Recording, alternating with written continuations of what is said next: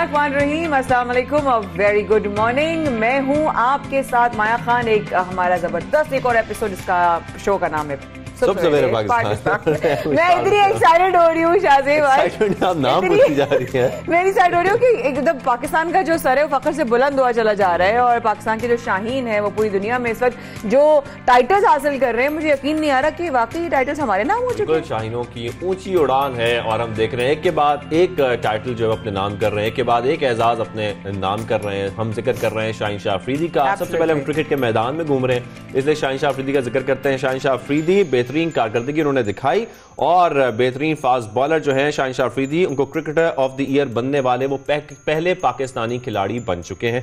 साथ में आपको बताएं कि उनको सर गारफील्ड सोबर्स अवार्ड अपने नाम उन्होंने कर लिया है। शाहीन शाह अफरीदी को यह अवार्ड उनकी शानदार कारकर्दगी की वजह से मिला है। और शाज़ेब, मैंने ये भी सुना है कि बेसिकली जो उनके फैंस हैं शाहीन शाह अफरीदी के, कि वो जहां जाते हैं वो अपने हम्बल नेचर, अपना डाउन टू अर्थ रवैये की वजह से इतनी वो सबसे मोहब्बत से मिलते हैं। जो भी उनसे मिलने जाता है वो अपनी स्माइल और अपने नेचर की वजह से बहुत मशहूर है और उन्होंने लोगों के दिल भी जीत लिया। इस तरह उन्होंने आईसीसी का भी दिल जीत लिया। बिल्कुल, सबके दिल जीते हैं। शायकीन क्रिकेट के भी दिल बहुत जीतते रहते हैं वो, उनकी परफॉर्मेंस इतनी अच्छी होती है। आपको बता दें कि 2021 के दौरान 36 मैचेस में 22.20 की औसत से 78 विकेटें हासिल की उन्होंने।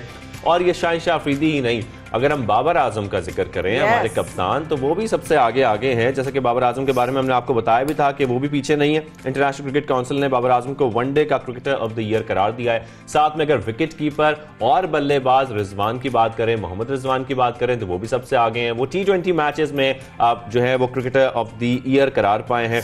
और साथ में आपको ये बता दें कि 2007 में मोहम्मद यूसुफ, 2013 में उमर गुल, 2016 में मिसबाह उल हक और 2017 में हसन अली आईसीसी अवार्ड्स जीत चुके हैं। मतलब अब तकरीबन सभी जीत चुके हैं हमारे प्लेयर्स। मैं सिर्फ ये सोच रही थी, पता है आप मुझे माशाल्लाह सारी बता रहे थे ना कि भाई ये अचीवमेंट्स हैं, कही थी यार जो कंपेटिटर्स होंगे उनके तो बड़े खट्टे हो रहे होंगे वैसे अंगूर बड़े खट्टे होते हैं। लेकिन then again congratulations to all our players and बहुत अच्छा कर रहे हैं भाई, जबरदस्त। अल्लाह आपको नजरबद से बचाए। लेकिन कल हमने ट्विटर पर एक रेजिग्नेशन देखा शाज़ेब। बिल्कुल बढ़िया आम खबर सामने आई। वज़ीर आज़म के मुशीर बराए दाखिला और एहतसाब शहजाद अकबर ने इस्तीफा दे दिया है और साथ उन्होंने ट्विटर पर अपना पैगाम जारी भी किया, जिसमें उन्होंने बताया, इसकी तस्दीक भी की है कि उन्होंने अपना इस्तीफा वज़ीर आज़म पाकिस्तान इमरान खान को भिजवा दिया है। साथ में उन्होंने ये भी लिखा कि मैं उम्मीद करता हूं इमरान खान की ज़ेर क़यादत एहतसाब का अमल जारी रहेगा। तो ये खबर हमने गुज़िश्ता रोज देखी। आगे बढ़कर आपको ये बताएं कि एक और खत जो कि लिख दिया गया है अटॉर्नी जनरल ऑफिस की जानिब से नवाज शरीफ की वापसी के लिए शहबाज शरीफ को एक खत लिखा गया है और साथ में गारंटी का हवाला दिया गया है, जो कि बताया जा रहा है कि अंडरटेकिंग पर अमल दरामद कराया जाए। खत में ये मेंशन किया गया है कि जैसे कि वो गारंटी दी गई थी उस पर अमल दरामद कराया जाए। कहा गया था कि जब वो सेहतमंद हो जाएंगे, सेहतयाब हो जाएंगे, तो उनको वतन वापस लाया जाएगा। और ये गारंटी जो है अब नहीं हुई, तो अब उनको 10 दिन का जो है वो गालिबन नोटिस भी दिया गया है कि 10 दिन के अंदर उनकी एक्चुअल रिपोर्ट्स या कोई और मेडिकल रिपोर्ट्स नहीं दी गई तो फिर कोई सीरियस एक्शन लिया जाएगा। तो ये वाली बात है कि जब गारंटी दे रहे थे उस वक्त क्या सिचुएशन थी, और अब ऑब्वियसली वो समझते शायद वो इग्नोर हो जाएगा, लेकिन अब ऐसा नहीं है। एजी की तरफ से ये खत लिख दिया गया है। साथ में आपको बताएं कि स्टेट बैंक ऑफ पाकिस्तान ने नई मॉनेटरी पॉलिसी का ऐलान कर दिया है, जबकि शरह सूद बरकरार रखने का फैसला किया गया है। आइंदा 2 माह के लिए शरह सूद 9.75 की सतह पर बरकरार रहेगी। और गवर्नर स्टेट बैंक रजा बाकर का भी बयान सामने आया। उन्होंने कहा कि माशी तरक्की मुस्तहकम और महंगाई में कमी आ रही है। कैसे महंगाई में कमी आ रही है शाज़ेब? क्योंकि ऑब्वियसली अवाम पर पेट्रोल का बम की जो प्राइसेस हैं उसकी फिर एक दफा गिर गया, तो एक तरफ कह रहे हैं हम महंगाई कम हो रही है, एक तरफ हमें नजर आ रहा है पेट्रोल का बम गिरता है, कभी बिजली का बम गिरता है। तो हम बिजली के बम की आज बात कर लेते हैं। रोज हम एक बम की बात करते हैं। बिजली का बम ऐसे गिरा है कि 95 पैसे महंगी करने की तैयारियां की जा रही हैं, जबकि दरखास्त पर नेपरा में समाअत भी मुकम्मल हो गई है। तो आप लोग उम्मीद रखें कि बल्कि खौफ रखें कि आगे चलकर आप लोगों की जो बिजली है उसमें भी फी यूनिट इजाफा होने वाला है। ओह गॉड। लेकिन अब शाज़ेब मुल्क की हिस्ट्री का the biggest frauds that we saw yesterday on the news। बिल्कुल बहुत बड़ा फ्रॉड सामने आया है। हेस्कोल पेट्रोलियम और नेशनल बैंक के दरमियान मुल्क की तारीख का इसको बड़ा फ्रॉड करार दिया जा रहा है। आपको बताएं कि FIA ने फ्रॉड का पर्दाफाश किया, जबकि 30 मुलजमान के खिलाफ मुकदमा भी दर्ज कर लिया गया है, जिसमें बहुत सारे अफसरान नामजद किए गए हैं, जिसमें हेस्कोल के साबिक अफसरान भी शामिल हैं और साथ में नेशनल बैंक के अफसरान भी शामिल हैं। और हेस्कोल पेट्रोलियम के बानी मुमताज हसन को भी गिरफ्तार कर लिया गया है, जबकि जो दीगर अफसरान है माया, उनकी गिरफ्तारी के लिए भी छापे मारे जा रहे हैं और उम्मीद की जा रही है कि वो भी बहुत जल्द गिरफ्तार हो जाएंगे। तो انہوں نے بیسکلی قرضہ لیا اور قرضوں کو لے کر پھر اس پیسے کو منی لانڈرنگ کے لیے استعمال. بالکل, ملزمان نے ملی بھگت سے قومی مالیاتی ادارے سے اربوں روپے کا قرضہ لیا اور وہ قرضہ لینے کے بعد منی لانڈرنگ کی گئی. اس طریقے سے اب جو یہ بھی کہا جا رہا ہے کہ ملزمان میں نیشنل بینک کے 2 سابق صدور بھی شامل ہیں, یعنی کہ بہت بڑے پیمانے پر یہ باقاعدہ منی لانڈرنگ کی گئی. وہی بات ہے نا, کہیں نہ کہیں تو پکڑ ہو ہی جاتی ہے, وقت کے ساتھ ہو ہی جاتی ہے, اور جو چیز پکڑ میں نہیں آ رہی ہے وہ کورونا کی سچویشن ہے. شاہزیب بالکل ایسا ہی ہے, اور تشویشناک لہر جو ہے وہ شدت اختیار کرتی جا رہی ہے. کورونا کی لہر ہم دیکھ رہے ہیں, 5ویں لہر جو کافی اس وقت ہم پھیلتی ہوئی دیکھ رہے ہیں ملک بھر میں, اور NCOC کی جانب سے نئی ہدایات جاری کی جا رہی ہیں. خاص طور پر اب یہ کہا گیا ہے کہ جو مساجد ہیں, جو عبادت گاہ ہیں, وہاں پر کورونا SOPs پر سختی سے عمل درآمد کرایا جائے. ساتھ ہی وزارت مذہبی امور مساجد میں کورونا SOPs پر عمل درآمد یقینی بنائیں, اور جس طریقے سے وہاں کہا جاتا ہے کہ سوشل ڈسٹنس مینٹین کیا جائے, ماسک کا استعمال کیا جائے, بہت ضروری ہے. بٹ میں یہ ضرور تعریف کرنا چاہوں گی کہ مساجد میں اور اس طرح کی عبادت گاہوں میں دیکھا گیا تھا کہ جب سیریسلی لیا گیا تھا اور SOPs کے بارے میں اسٹرکٹنس آئی تھی تو واقعی میں نظر آ رہا تھا کہ ان کو فالو کیا جا رہا ہے. بالکل, میں نے خود دیکھا کہ وہاں پر سوشل ڈسٹنس باقاعدہ مینٹین کیا جا رہا تھا, ماسک کا استعمال کیا جا رہا تھا, اور ایک شخص کی جگہ چھوڑ کر اگلا شخص جو ہے وہ کھڑا تھا, اس طریقے سے نماز ادا کی جا رہی تھی. تو یہ ہمیں دوبارہ سے فالو کرنے کی ضرورت ہے. بالکل ایسا ہی ہے, بالکل ایسا ہی ہے, ایبسولوٹلی. اور اگر NCOC کی بات کریں تو کورونا کی علامات کا شکار افراد کے لیے گھروں میں بھی کوارنٹین ہونے کا, یعنی کہ میں بھی شاہزیب سے یہ پوچھنا چاہ رہی تھی کہ بیسکلی کیا میں صحیح سمجھ رہی ہوں شاہزیب کہ اگر آپ کو جو ہے ڈبل ڈوز لگی ہوئی ہے تو آپ کو کیا کرنا ہے, اور اگر آپ کو بوسٹر لگا ہوا ہے تو آپ نے کیا کرنا ہے؟ اصل میں NCOC کی جانب سے اب جو نئی ہدایات جاری کی گئی ہیں اس میں کہا گیا ہے کہ اگر آپ کو کووڈ ہو بھی جاتا ہے اور آپ کووڈ کا شکار ہوتے ہیں تو آپ کو 5 دن کے لیے گھر میں ہی قرنطینہ کرنا ہے. آپ کو کہیں جانے کی ضرورت نہیں ہے, آپ احتیاط کریں, ماسک کا استعمال کریں, اور جس طریقے سے کہا جاتا ہے کہ آئسولیٹ کیا جائے, اپنے آپ کو آئسولیٹ کر کے رکھیں, اپنے کھانے پینے کا خیال رکھیں. لیکن اگر آپ کو علامات شو ہو رہی ہیں جیسے کہ نزلہ, بخار, کھانسی, یہ جسم میں درد, تو پھر آپ نے اپنے فون کے ذریعے ڈاکٹر سے رابطہ کرنا ہے. اور اس کے بعد یہ بھی کہا گیا ہے ساتھ میں کہ اگر آپ نے بوسٹرز لگوا لی ہیں تو پھر آپ کو فکر کرنے کی ضرورت نہیں ہے. آپ بوسٹر کے بعد اگر آپ کو علامات شو ہوتی ہیں یا آپ کو یہ لگ رہا ہے کہ آپ جو ہے وہ کووڈ کا شکار ہو گئے, تو آپ نے صرف ماسک کا استعمال کرنا ہے. آپ اسی سے جو ہے وہ محفوظ رہیں گے تاکہ آپ کیریئر نہ بنے, کسی اور کو نقصان نہ پہنچے. کسی اور کا اگر امیون سسٹم اگر ویک ہے تو اس کو لگ سکتا ہے, تو آپ کو تو نہیں ہو سکتا, انشاءاللہ آپ ٹھیک ہو جائیں گے, ریکور ہو جائیں گے. لیکن دین اگین یہ بہت ہی اچھی نیوز ہے جو کہ ہمیں میرا خیال ہے بوسٹرز بھی لگوا لینی چاہیے اگر جن کے ڈیو ہو گئے ہیں اور جن کو 6 months ہو چکے ہیں. لیکن جس شہر میں ہم رہتے ہیں, جس جگہ پر ہم رہتے ہیں, جس ملک میں ہم رہتے ہیں, ہماری ذمہ داریوں میں کیا کیا آتا ہے شاید؟ بالکل, سب سے پہلی سب سے بڑی ذمہ داری ہماری یہ ہوتی ہے کہ ہم ٹیکس پے کر رہے ہیں, اور ہم سب کوشش کرتے ہیں, اور آپ سب لوگ ٹیکس دیتے بھی ہیں. ایون جب آپ لوگ مارکیٹ جا کر اشیاء خریدتے ہیں تب بھی ٹیکس دے رہے ہوتے ہیں. پھر ساتھ انکم ٹیکس بھی ہوتا ہے, GST تو ہم آلریڈی سب لوگ دے رہے ہوتے ہیں. تو ہم کھانا بھی کھاتے ہیں کہ ریسٹورنٹ میں, تب بھی ہم ٹیکس پے کر رہے ہوتے ہیں. لیکن آپ دیکھا یہ گیا ہے کہ 2020-21 میں بھی صوبہ سندھ ٹیکس ادائیگیوں میں سب سے آگے رہا ہے, سب سے بہترین رہا ہے. سب سے زیادہ ٹیکس جو دیا گیا ہے وہ صوبہ سندھ کی جانب سے دیا گیا ہے. سندھ نے 64.03% ٹیکس ادا کیا, جبکہ اس کے ساتھ سیلز ٹیکس اور فیڈرل ایکسائز ڈیوٹی میں سندھ بھی سب سے آگے رہا ہے. لیکن سوال یہ پیدا ہوتا ہے کہ جو قومی فریضہ ذمہ داری سے ادا کر رہے ہیں سندھ والے, کیا ان کو وہ تمام سہولیات مل رہی ہیں سندھ میں؟ کیا اگر ہم کراچی کی بات کریں جہاں پر پریشانیوں کے انبار لگے ہیں, مسائل کے انبار لگے ہیں, کیا ان کے مسائل حل ہو رہے ہیں؟ کیا ان کو انفراسٹرکچر دیا جا رہا ہے اچھا؟ کیا ان کے تمام جو صحت کی سہولیات ہیں وہ ان کو مل رہی ہیں, تعلیم ان کو مل رہی ہے؟ بیسکس ہیں, سڑکوں کا کیا حال ہے, گلیوں کا کیا حال ہے, جو ہے گھروں میں جو ہے لوگ ویسے ہی اپنے محفوظ نہیں ہیں. کل بھی ہم نے دیگر گزشتہ دنوں میں کرائم بڑھتا جا رہا ہے. اتنا ٹیکس دینے کے بعد عوام کا وہ جو ٹیکس ہے, وہ جو رقم ہے ان کے رزق حلال سے کاٹ کر اپنا فرض ادا کرتے ہوئے, وہ جاتا کہاں ہے؟ اس سے ہوتا کیا ہے؟ اب عوام کو فیسیلیٹیٹ کس طرح کیا جا رہا ہے؟ یعنی کہ شہری تو اپنی ذمہ داری نبھا رہے ہیں. اب حکومت کی ذمہ داری ہے کہ وہ جو ٹیکس کلیکشن ہو رہی ہے ان کو بھی فیسیلیٹیٹ کیا جائے, شہریوں کو تحفظ فراہم کیا جائے, ان کے تمام مسائل حل کیے جائیں. پانی کا مسئلہ ہے, سڑکوں کے مسئلے, بے شمار مسئلے, کراچی کی بات کریں بالکل ایسا, تو یہ تمام مسائل پہ ہم نے بات کرنی ہے. بالکل بات کرنی ہے. تو ہم جوائن ہمیں کیا ہے صبح سویرے پاکستان میں رکن قومی اسمبلی اور رہنما صاحب عالمگیر خان صاحب نے. عالمگیر خان صاحب آپ کو خوش آمدید کہیں گے صبح سویرے پاکستان میں.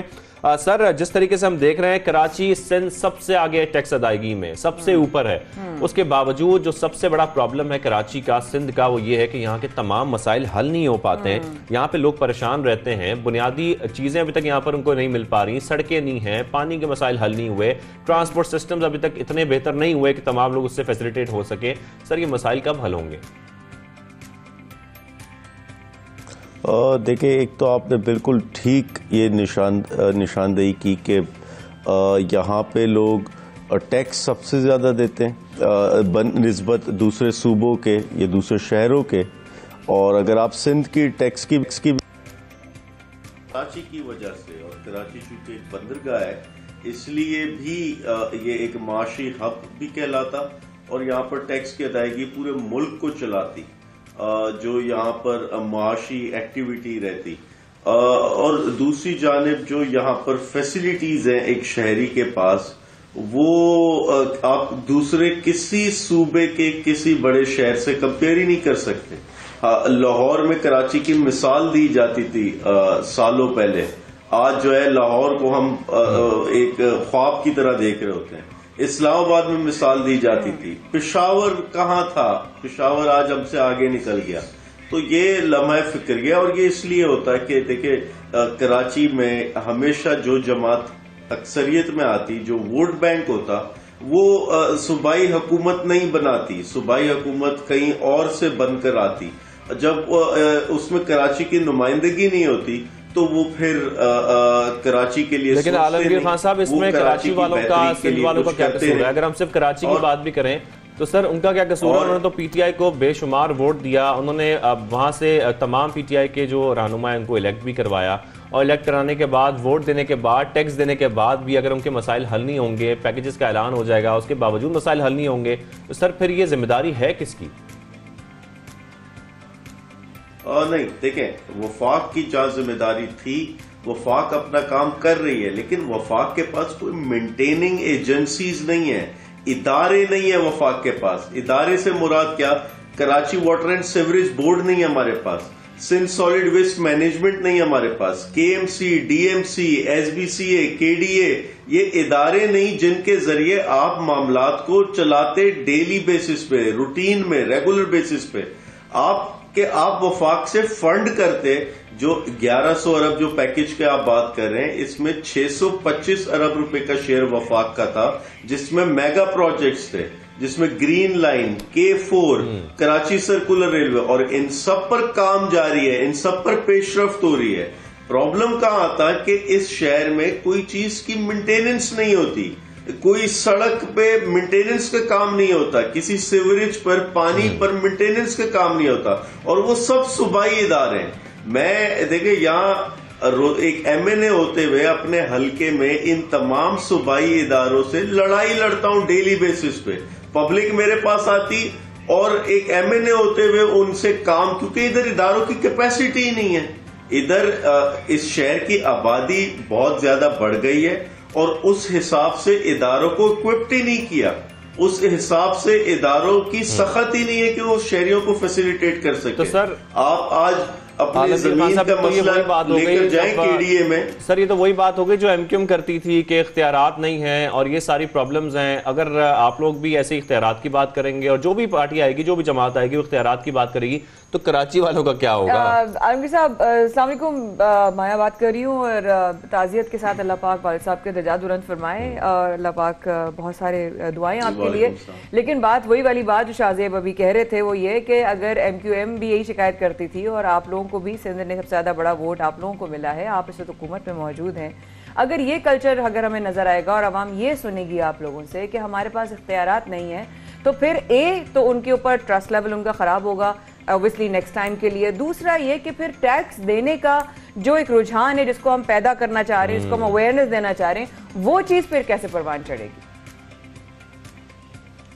دیکھیں ایک چیز پلیز سمجھیں، بات رات کی نہیں ہے. جو آپ سے سوال اس کا ہوتا ہے جو آپ کا اختیار ہے، وہ کام کیا یا نہیں کیا. میں آپ کو بتا رہا ہوں کہ وہ کام ہم کر رہے ہیں جس کا اختیار ہے ہمارے پاس. جو کراچی کو میگا پروجیکٹس دینے تھے، جس کا وعدہ کیا، اس پر کام جاری ہے. گرین لائن کا منصوبے کی افتتاح ہو چکے. دیکھیں ہر ادارے کا، ہر حکومت انتظامیہ کا اپنا ایک ڈومین ہے. اب یہ نہیں ہو سکتا حکومت جو ہے وہ فوج کا کام سنبھال لے، یہ نہیں ہو سکتا کہ فوج جو ہے وہ بیوروکریسی کا کام سنبھال لے.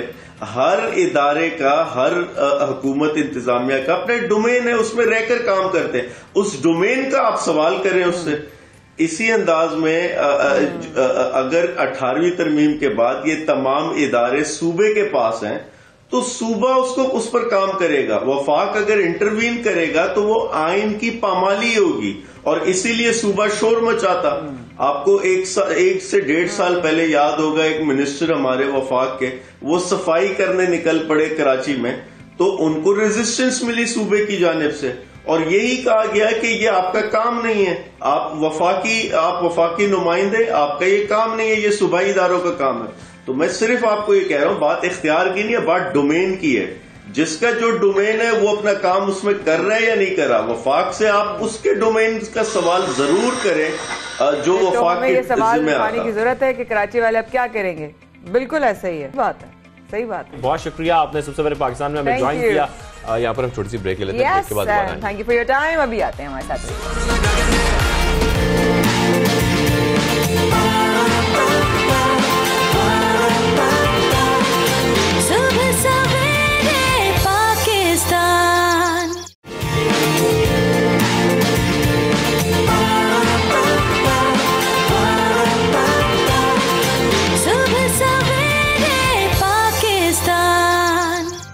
ایک بار پھر ہمارے ساتھ رہنے کا بہت شکریہ۔ آپ دیکھ رہے ہیں سب سے بڑے پاکستان، شاہزیب احمد اور مایا خان کے ساتھ، اور ہم آئے دن پچھلے ہفتے بھی اور اس سے پہلے بھی ہم بھارت میں جو بڑھتی ہوئی انتہا پسندی اس کے اوپر آپ سے گاہے بگاہے کوئی نہ کوئی بات کرتے ہی رہتے ہیں اور اپڈیٹ دیتے ہی رہتے ہیں۔ بالکل، اور انتہا پسندی عروج پر پہنچ گئی ہے انڈیا میں۔ ہم دیکھتے ہیں کہ اونچے ہتھ کنڈے استعمال کیے جاتے ہیں، مسلمانوں کو تنگ کیا جاتا ہے، وہ کوئی بھی معاملہ ہو، یہاں تک کہ اسکول کا معاملہ بھی اگر ہو، اسکول کے بچے اگر اسکول میں نماز بھی ادا کر رہے ہیں تو ان کو بھی روک دیا جاتا ہے، اور روکنے کے بعد دھمکیاں دی جاتی ہیں پرنسپل کو۔ وہاں پر جو ہے وہ جا کر دھمکایا گیا، توڑ پھوڑ بھی کی گئی اسکول میں۔ اس طرح سے جو ہم یہ واقعات بڑھتے ہوئے دیکھ رہے ہیں بھارت کے، یہ نہ جانے کس طرف جا رہے ہیں۔ ایگزیکٹلی، پچھلے دنوں ہم لوگوں نے دیکھا کہ بچیوں کو جو ہے وہ اسکارف پہننے کی وجہ سے ان کو کلاس میں داخل نہیں ہونے دیا گیا، ٹھیک ہے، صرف اور صرف اس لیے کہ وہ اسکارف پہنتی تھی۔ ایسے تو ہم نے کئی دنیا میں معاملات نہیں دیکھے، لیکن اگر بچے نماز پڑھنا چاہتے ہیں تو ان کو نماز پڑھنے سے کیوں روکا گیا، کس لیے اتنی ہیٹریٹ، کس لیے، کیسے ایک انسان دوسرے انسان کی طرف مذہبی لیولز کو دیکھتے ہوئے ان کو بالکل اگنور کر جائے کہ یار کوئی انسان ہے اور اس کو اپنی ہر طرح کی پریکٹس کرنے کا پورا حق ہے۔ شاہزیب بالکل، اور دوسری جانب ہم یہ بھی دیکھ رہے ہیں کہ بھارت میں خاص طور پر جو مودی سرکار ہے ان کو برداشت نہیں ہو رہا کہ پاکستان ڈیجیٹل میڈیا کتنا اسٹرانگ ہوتا جا رہا ہے، ہمارے نوجوان کتنے آگے بڑھتے جا رہے ہیں، اور انہی کو روکنے کے لیے انہوں نے کیا کیا کہ وہاں پر جو یوٹیوب چینلز پاکستانی چلتے ہیں ان کو بھی بین کر دیا گیا، انہیں بین کر دیا گیا، انہیں بند کر دیا گیا، جس میں 35 پاکستانی یوٹیوب چینلز ہیں، 2 ویب سائٹس ہیں، 5 سوشل میڈیا اکاؤنٹس بھی ہیں جنہیں بلاک کر دیا گیا ہے، انہیں اب نہیں سن سکیں گے بھارت میں لوگ۔ تو اس طریقے سے روکا جا رہا ہے، کوشش کی جا رہی ہے ہر طرح سے کہ پاکستانیوں کو تنگ کیا جائے، مسلمانوں کو تنگ کیا جائے، اور اسی معاملے پر آج ہم بات بھی کریں گے۔ ہمارے ساتھ موجود ہیں دفاعی تجزیہ کار امجد شعیب صاحب، سر آپ مزید کہیں گے شو میں۔ تو سب سے پہلے تو ہم آپ سے یہ جاننا چاہتے ہیں کہ بھارت میں ہم انتہا پسندی دیکھ رہے ہیں اور انتہا پسندوں کو بھی دیکھ رہے ہیں جو کہ بے لگام ہوتے جا رہے ہیں، ساتھ ہی مسلمانوں کو نماز کی ادائیگی سے روکا جا رہا ہے، یہ مذہبی منافرت نہیں پھیلائی جا رہی ہے، ہم یہ دیکھ رہے ہیں۔ بسم اللہ الرحمن الرحیم۔ جب سے مودی نے حکومت سنبھالی ہے وہاں پہ ہندو انتہا پسندی زور پہ ہے اور یہ کم نہیں ہوگی۔ اس کی بنیادی وجہ یہ ہے کہ مودی نے اپنا سارا پولیٹیکل کیریئر وہ بنایا ہی اینٹی مسلمان نیریٹو پہ ہے، اینٹی پاکستان نیریٹو پہ ہے۔ اگر یہ وہ چیزیں اپنے بات چیت سے نکال دے، اپنی سیاست سے نکال دے، تو پھر اس کے پاس دکھانے کو کچھ نہیں ہے۔ اس کی اپنی پرفارمنس بہت خراب ہے، اور پھر کووڈ کے دنوں میں آپ نے دیکھا کہ بے شمار کیجولٹیز ہوئیں، بڑی مس ہینڈلنگ انہوں نے کی، اس کے نتیجے میں آج وہاں مہنگائی کا بھی طوفان ہے، لوگ اس سے تنگ ہیں۔ لیکن یہ وہ نفرت ہے جس کی وجہ سے ہندو ووٹ اس کے ساتھ ہے اور وہ اسی پہ کیپٹلائز کر رہا ہے، اسی کو چلا رہا ہے۔ یہ بھی پاسبل ہے کہ وہ کوئی فالس فلیگ آپریشن کر کے اس طرح کا، جس سے کہ کوئی نہ کوئی تماشا کھڑا کرے پاکستان کے ساتھ، اس سے پھر اس کو سپورٹ ملنی شروع ہو جاتی ہے۔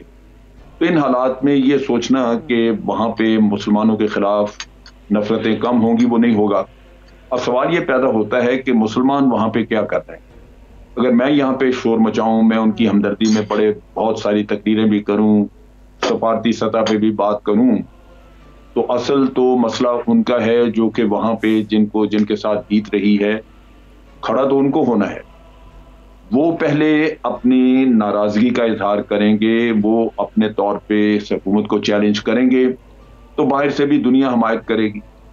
تو ہم انسانی بنیادوں پہ تو بات کرتے ہیں، ہم کہتے ہیں کہ انسانی حقوق کی پامالی ہے اور مذہبی انتہا پسندی درست نہیں ہے، لیکن بھارت جس راستے پہ چل نکلا ہے یہ راستہ اس کو لے کے جائے گا بند گلی میں. یہ رکنے والا معاملہ نہیں. نفرتیں آپ چند دنوں میں پھیلا سکتے ہیں لیکن اگر آپ اس کو ختم کرنا چاہیں تو پھر بڑا مشکل ہو جاتا ہے, اور سوسائٹی ان کی پولرائزڈ ہے.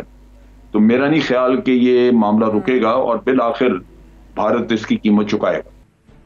سر صحیح ہے, لیکن وہی والی بات ہے کہ بھارت میں اس وقت نفرت اور فرقہ وارانہ جو ان کی ایکٹیویٹیز ہیں وہ اتنی ایکسٹریم پر چلی گئی ہیں, اور اس کا بہت زیادہ تر جو ڈائریکشن ہے وہ فیمیلز, لڑکیوں اور خواتین کی طرف بہت ہے. مجھے obviously being a woman سمجھ نہیں آتا کہ بالکل مختلف طریقوں سے, الگ الگ حرفوں سے, کوئی کبھی شارٹ کٹ سے, کبھی کسی طرح سے, مطلب کبھی کبھی بہت ہی عجیب لگتا ہے. پچھلے دنوں انہوں نے عجیب سا کچھ اپنے اس میں فمبل بھی کر دیا تھا. بٹ خواتین کو ٹارگٹ کرنے کے پیچھے کیا ایسا مقصد ہو سکتا ہے؟ دیکھیں, وہ مسلمانوں کی تذلیل کرنا چاہتے ہیں, مسلمانوں کو ختم کرنا چاہتے ہیں, اور اس میں ان کو جو سہولت ہے وہ یہ ہے کہ آج حکومت کی سرپرستی حاصل ہے. پھر یہ ہے کہ جو ان کے قانون کے ادارے ہیں جیسے پولیس ہے یا ان کی اور جو سیکنڈ لائن فورسز ہیں وہ خود ان نفرت والے لوگوں کے ساتھ یا ہندوؤں کے ساتھ مل کے خود مسلمانوں کو ٹارگٹ کرتی ہیں. سو وہ جنہوں نے پکڑنا ہے, جنہوں نے قانون نافذ کرنا ہے, وہ خود شریک جرم ہیں. پھر ہے عدالتیں. اب عدالتوں میں ابھی تک ایک بھی ایسا واقعہ جس میں کہ مسلمانوں کے خلاف کسی ہندو نے کوئی جرم کیا, قتل کیے, آپ کو پتہ ہے کہ پبلک لنچنگ ہوئی وہاں پہ, گو رکشا کے نام پہ لوگ بہت مارے گئے, لیکن سزا کسی کو نہیں ہوئی کیونکہ عدالتیں بھی ہندوتوا کے اصول پہ چل رہی ہیں. تو ان حالات میں جہاں کسی کو انصاف کی توقع نہ رہے, ظلم تو ہوتا ہے, ظلم ہر جگہ ہو سکتا ہے, لیکن آپ کو انصاف کی توقع ہوتی ہے. آپ سوچتے ہیں کہ میں عدالت میں جاؤں گا, انصاف مل جائے گا, ظالم کو سزا ہوگی. لیکن اگر یہ یقین ہو جائے کہ سزا نہیں ہے تو ظلم بڑھتا رہے گا. اور یہ وہ وہاں پہ جو سائیکل چل نکلا ہے بھارت میں وہ یہی ہے کہ مسلمان کے لیے انصاف نہیں ہے, مسلمان کے لیے قانون نافذ کرنے والے ادارے کی حمایت نہیں ہے, مدد نہیں ہے. نتیجہ یہ کہ وہاں پہ ظلم بڑھے گا. سو ہمیں ذہن میں رکھنا چاہیے کہ آنے والے دنوں میں یہ چیز بڑھے گی, کم نہیں ہوگی. اور میں پھر وہی بات کہتا ہوں کہ بالآخر وہاں کے مسلمان کو تھوڑی تعداد میں نہیں ہے, 22 کروڑ لوگ ہیں, ان کو اٹھنا ہوگا. ایسے ہی اپنے حق کے لیے سب سے پہلے آپ آواز بلند کرتے ہیں, پھر آپ کو حمایت ملنا شروع ہوتی ہے.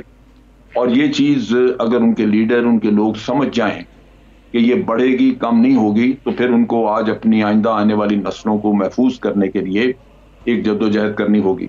تو وہ میرا خیال ہے کہ آج لیڈرشپ کا وہاں بھی مسئلہ ہے. ان کے ہاں کوئی بہت اچھے مسلمان لیڈر نہیں ہیں, اور جو مذہبی لوگ ہیں وہ تو بکاؤ مال ہے, ان کا پہلے ہی برا حال ہے, وہ مودی کے ساتھ ہیں. تو اس وجہ سے وہاں پہ مشکلات بہت ہیں, لیکن بہر صورت مسلمانوں کو اٹھیں گے تو اپنا حق لے سکیں. اور ساتھ میں ہم شریف صاحب ہم دیکھتے ہیں کہ اقوام متحدہ کا امن مشن ہو چاہے مقبوضہ کشمیر میں, کوئی نہ کوئی بہانہ بنا کر پابندی لگائی جاتی ہے. ساتھ میں اگر ہم ذکر کریں جو کہ کوئی صحافی اگر حقائق دکھانا چاہتا ہے اس پہ پابندی لگائی جاتی ہے, کوئی اگر سوشل میڈیا کا استعمال کر کے, ڈیجیٹل میڈیا کا استعمال کر کے کوئی بات کرنا چاہتا ہے جس کو آزاد کہا جاتا ہے, تو وہاں بھی پابندیاں لگائی جاتی ہیں. سر, ان پابندیوں کو بھارت سرکار کی جانب سے نوچے ہتھ کنڈوں کو آپ کیسے دیکھتے ہیں؟ دیکھیں, جہاں تک کشمیر میں صورتحال ہے وہاں ایک ریاستی دہشت گردی کا دور دورہ ہے, اور وہ ہر شکل میں نظر آتی ہے. وہ میڈیا کے خلاف بھی ہے, وہ عوام کے خلاف, بچوں کے خلاف, عورتوں کے خلاف, وہ ہر جگہ آپ کو نظر آتی ہے اور دنیا بھی دیکھتی ہے. اور اقوام متحدہ نے رپورٹیں مرتب کی ہیں جس میں ریکمنڈیشنز بھی ہے کہ فیکٹ فائنڈنگ مشن جانے چاہیے وہاں پہ. فیکٹ فائنڈنگ مشن بھارت نہیں جانے دیتا. چور کبھی بھی اپنی چوری سامنے کیسے رکھے گا؟ بھارت یہ تو نہیں کر سکتا کہ وہ خود اپنے آپ کو ننگا کر کے دکھا دے. لیکن یہ ہے کہ یہ آواز اب دنیا تک پہنچی ہوئی ہے, دنیا کو پتہ ہے کہ وہاں پہ کیا ہو رہا ہے. پھر یہ مفادات کی دنیا ہے, آپ کو پتہ ہے مغربی دنیا سے بھارت کو سپورٹ ہے چائنا کی وجہ سے, لیکن حالات ایک جیسے نہیں رہتے. کشمیریوں نے بہت نقصان اٹھایا ہے, لیکن کشمیریوں نے اپنی جدوجہد کو ختم نہیں کیا. یہ چیز ہے جو بھارت کو سمجھنی ہوگی. یہ بھارت کے باقی مسلمانوں سے مختلف ہے قصہ. ایک تو یہ کہ متنازع علاقہ ہے, اس کا قبضہ غیر قانونی ہے جو کہ انٹرنیشنل قوانین کے تحت غلط ہے. دوسری طرف یہ ہے کہ جو جرائم بھارت وہاں پہ کر رہا ہے وہ انسانیت کے خلاف ہیں. اب وہ یہ ہے کہ وہاں پہ انگلینڈ میں ایک لا فرم ہے اسٹوک وائٹ, بہت بڑی لا فرم ہے. انہوں نے भारत के चीफ ऑफ आर्मी स्टाफ और उनके इंटीरियर मिनिस्टर के खिलाफ वहां पे एक मुकदमा दायर किया है इंटरनेशनल कवानीन के तहत, जिसमें उन्होंने कहा है कि ये जंगी जराइम के मुर्तकब हो रहे हैं वहां पे और इंसानी हुकूक की बड़े पैमाने पे पामाली है। और ये चीजें हैं जो कि आप इंटरनेशनली किसी भी जगह पे चैलेंज कर सकते हैं। उसमें सिर्फ एक चीज है कि वो आदमी जिसके खिलाफ मुकदमा है, अगर उसके खिलाफ फैसला हो जाता है तो वो चूंकि उनकी सरजमीन पे नहीं है उसको अरेस्ट नहीं किया जा सकता। लेकिन इंडियन आर्मी चीफ और इंडियन इंटीरियर मिनिस्टर ये लंदन जा भी नहीं सकेंगे, क्योंकि उनके कानून के तहत जिस दिन वहां पे पहुंचे उनको अरेस्ट करना पड़ेगा। तो ये बहुत बड़ी एक डेवलपमेंट है जहां एक इंटरनेशनल फर्म ने आवाज उठाई है और उन्होंने तकरीबन 2000 विटनेसेस इकट्ठी करके उनकी बुनियाद पे एक केस तैयार किया है। 2000 विटनेसेस की सारी रुदात मौजूद है वहां पे और ये केस जुटलाया नहीं जा सकेगा। तो बात यह है कि इंटरनेशनल कम्युनिटी इस पे तवज्जो दे रही है। ये नहीं है कि भारत के अपनी जो उसके साथ जो जुड़े हुए मफादात हैं मगरबी दुनिया के सिर्फ वही कार फरमाए, नहीं, इंसानियत का अभी भी ज़मीर जिंदा है और भारत को इंटरनेशनल फोरम पे बहुत शर्मिंदगी उठानी पड़ेगी आने वाले दिनों में। सर ये सवाल मुझे जहन में आया था आपकी बात से कि ऑब्वियसली उनको जो है वो पाकिस्तानियों की मकबूलियत जो है वो हजम नहीं हो रही, और साथ साथ इस तरह आपको लगता है कि नरेंद्र मोदी की जो हुकूमत है वो कितनी मजबूत लॉबिंग कर सकती है कि जिनके अरबों जिनके व्यूज हैं, उनके चैनल्स हैं, उनके फॉलोअर्स हैं या सोशल मीडिया अकाउंट्स हैं, वो उनको ब्लॉक कर दे? देखिए, जो सोशल मीडिया अकाउंट्स हैं या ये कि आपके यूट्यूब चैनल वगैरह हैं, इनको ब्लॉक करना किसी बड़े मुल्क के लिए इतना बड़ा मसला नहीं है। उसकी वजह यह है कि वो एक बड़ी मार्केट होती है और ये हैं सारे कारोबारी अदारे, ये मुनाफा पे चलते हैं। नतीजा ये है कि अगर उनको ये नजर आए कि ये 20-30 चैनल बंद करने से उनकी बहुत बड़ी मार्केट बच सकती है तो वो कर देंगे। अगर उनको ये अंदाजा हो कि ये 20-30 चैनल तो चलते रहें लेकिन इंडिया उनको अगर बैन करता है या वहां पे कोई पाबंदियां लगा देता है तो ये मार्केट हाथ से निकल जाएगी, तो कभी भी ये काम नहीं करेंगे। तो असल चीज ये है कि दुनिया में बिलाखिर ये माली मुफादात हैं जो बहुत सारे ओवरराइड करते हैं और यहाँ भी यही कुछ हुआ है। तो जो चैनल उन्होंने बंद किए हैं वो ठीक है, बंद हो गए, नए खुल जाने चाहिए, हक की आवाज बाहर आनी चाहिए। और कितने बंद करेंगे, कब तक बंद करेंगे, तो ये चीजें मेरा ख्याल है इसी तरह आंख मचोली चलती रहेगी और जो हकायक हैं के सामने लाए जाएं। बिल्कुल सर, ऐसा ही है। और हम देख रहे हैं जैसा कि आप भी जिक्र कर रहे हैं कि एक तरफ सोशल मीडिया अकाउंट्स बंद किए जा रहे हैं, यूट्यूब चैनल्स बंद किए जा रहे हैं, दूसरी जानब मुसलमानों को तंग किया जा रहा है, मुख्तलिफ हरबे इस्तेमाल किए जा रहे हैं, चाहे वो स्कूल्स के बच्चे हों या दीगर लोग हों, इस तरीके से उनको तंग किया जा रहा है। लेफ्टिनेंट जनरल रिटायर्ड अमजद शेर साहब हमारे साथ मौजूद थे, इस अहम मामले पर गुफ्तगू कर रहे थे जो कि बहुत ज़रूरी गुफ्तगू थी।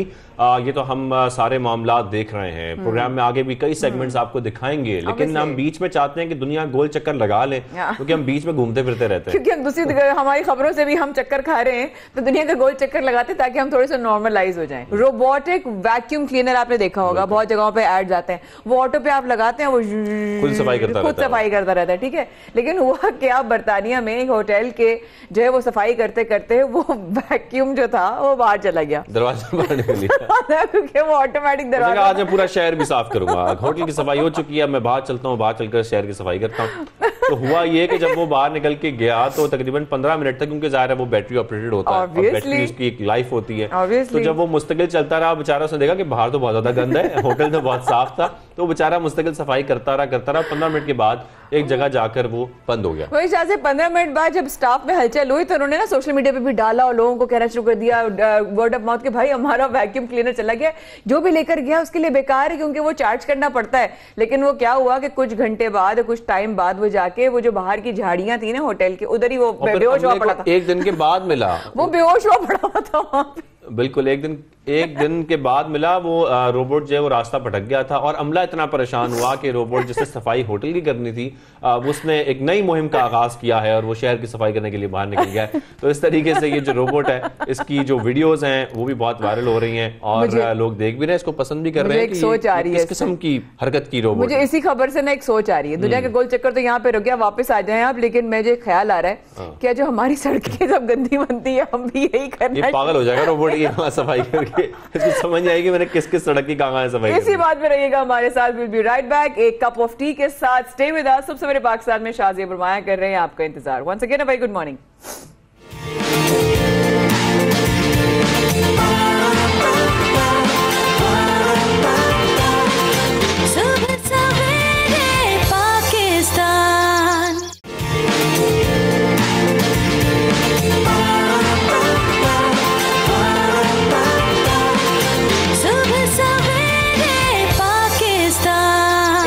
हमारे का बेहद शुक्रिया। आप देख रहे हैं सबसे सवेरे पाकिस्तान, शाज़िब अहमद और माया खान के साथ। और अब बात करेंगे पीटीआई के एहतसाब के नारों और दावों को भरा बहुत बड़ा धचका लग गया है। पाकिस्तान में करप्शन बढ़ गई। शाज़िब बिल्कुल, बात की जाती है एहतसाब की और करप्शन खत्म करने की, तब्दीली लाने की, लेकिन जो हम ट्रांसपेरेंसी इंटरनेशनल की रिपोर्ट देख रहे हैं जो कि सालाना रिपोर्ट होती है, उसमें अगर हम बात करें तो बहुत कुछ सामने आ गया है। और बहुत कुछ जो सामने आया अगर वो आपके साथ शेयर करें, जो ट्रांसपेरेंसी इंटरनेशनल ने करप्शन इंडेक्स में सब कुछ बताया है, वो कुछ ऐसा बताया जा रहा है कि दर्जनों गिरफ्तारियां, नैब रिकवरीज के दावों के बावजूद करप्शन बढ़ी है, कम नहीं हुई है। करप्शन की आलमी दर्जा बंदी में पाकिस्तान की बदतरीन रेटिंग है और उसमें हम तनज़्ज़ुली देख रहे हैं। ये बताया जा रहा है कि करप्शन के खिलाफ इक़दामात में पाकिस्तान के स्कोर में 3 पॉइंट्स की कमी देखी जा रही है। साथ साथ हम आपको ये दिखा भी रहे रिपोर्ट अपनी स्क्रीन पर 92 की सबसे सवेरे पाकिस्तान में।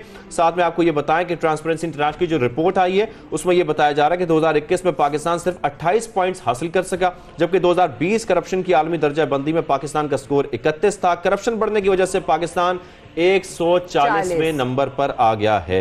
यानी कि हम मुसलसल देख रहे हैं जो पॉइंट्स की इसमें तनज़्ज़ुली दिखाई जा रही है, जिसमें बताया जा रहा है ट्रांसपेरेंसी इंटरनेशनल की रिपोर्ट के मुताबिक करप्शन में इजाफा हुआ है, करप्शन बढ़ गई है। हालांकि हुकूमती दावे एहतसाब के थे और करप्शन खत्म करने के थे, करप्शन के खात्मे के थे। साथ में बहुत सारे इसमें जो पॉइंट्स हैं वो आपके साथ हम शेयर कर लेते हैं। साथ में इस रिपोर्ट में कुछ अहम बातें भी की गई हैं कि रिपोर्ट किस तरीके से तैयार की गई है। जैसे कि बताया जा रहा है करप्शन परसेप्शन इंडेक्स के लिए डाटा पीटीआई दौरे हुकूमत के दौरान लिया गया है, जबकि जमहूरियत के इक़साम के डाटा और रिपोर्ट्स को बुनियाद बनाया गया है। साथ ही करप्शन बढ़ने की बड़ी वजह कानून की हुक्मरानी में मुसलसल कमी है, यह रिपोर्ट में कहा गया। साथ में रियासत की गिरफ्त न होने के सबब पाकिस्तान के पॉइंट्स में कमी आई है और कानून की हुक्मरानी के साथ शहरी और शख्सी आजादियों को भी धचका लगा है। जाहिर बात है जब करप्शन बढ़ेगी तो शख्सी आजादी है उसको भी धचका लगेगा। साथ ही आमराना तरीके आजादाना चेक एंड बैलेंस को तबाह करते हैं, ये भी इस रिपोर्ट में कहा गया है। बहुत सारे मामला सामने आए हैं और हम देख रहे हैं कि कच्चा छट्टा खोल दिया गया है पीटीआई हुकूमत का।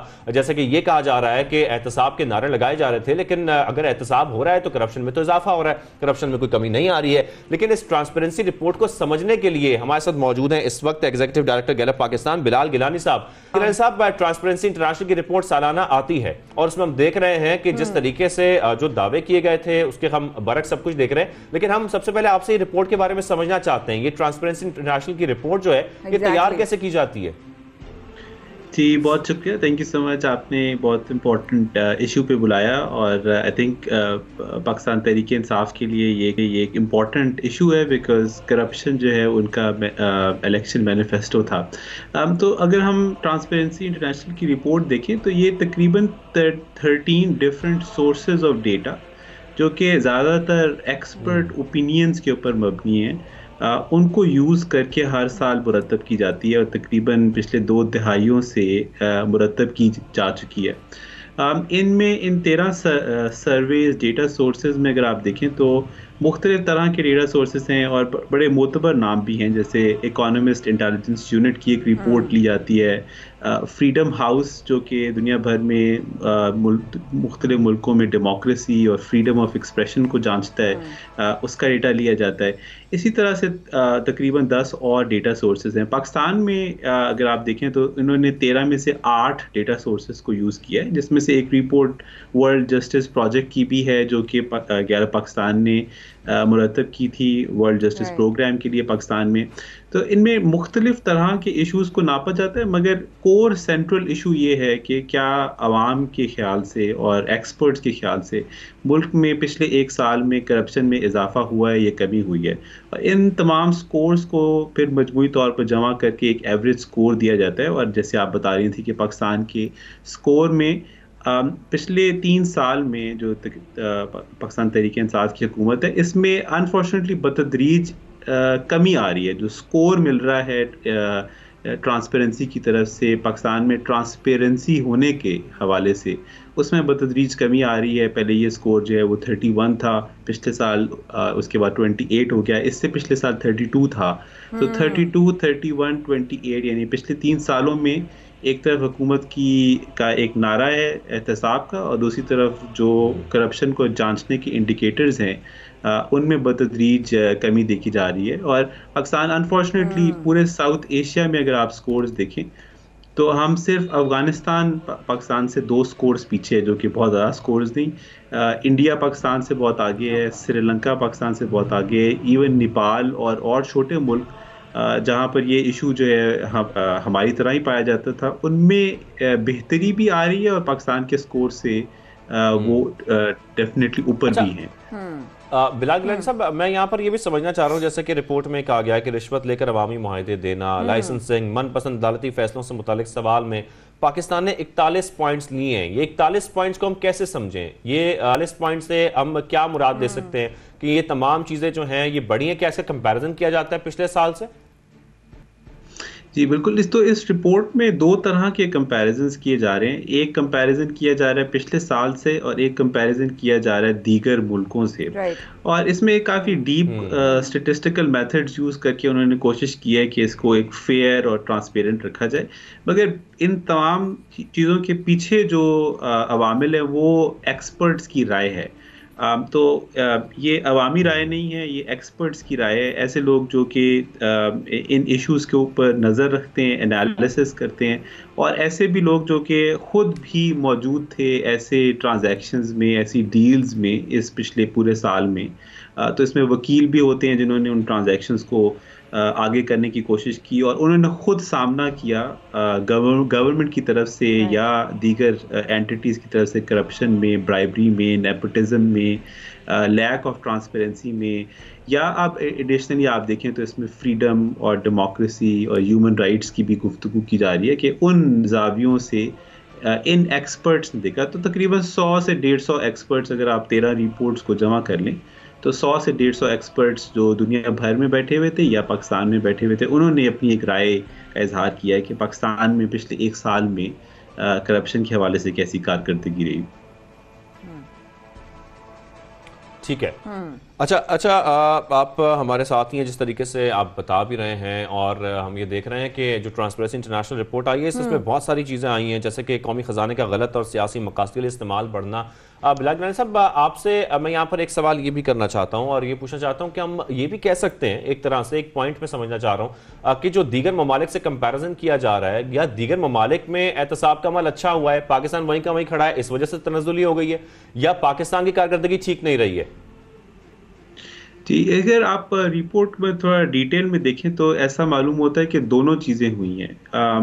ایک طرف تو یہ کہ پاکستان کے اپنے سکور میں کمی آ رہی ہے، جس کا مطلب ہے کہ پاکستان کی اپنی پرفارمنس کرپشن کے حوالے سے وہ مزید تنزلی کا شکار ہے. تو لوگوں کی پرسیپشن میں اضافہ ہوا ہے کہ پاکستان میں کرپشن میں کمی نہیں آئی بلکہ اضافہ ہوا ہے. تو کوئی اسٹیٹک سچویشن نہیں ہے، اسٹیبل سچویشن نہیں ہے، بلکہ تنزلی آئی ہے. اور دوسری طرف آپ دیکھیں تو ریجن میں جن میں ایسے ملک بھی ہیں جن سے ہم اپنا کمپیریزن کرتے ہیں، مثلا آج کل بنگلہ دیش کے ساتھ کرتے ہیں کہ وہاں پہ اکانومی بہت بہتر ہو گئی، تو ان کے سکورز میں اضافہ ہوا ہے، جس کا مطلب ہے کہ انہوں نے کرپشن کے حوالے سے جو اقدامات اٹھائے وہ زیادہ مؤثر تھے. وہاں پر لوگوں کی پرسیپشن یہ بلڈ ہوئی کہ اس دوران میں پچھلے 1 سال میں کرپشن میں کمی آئی ہے.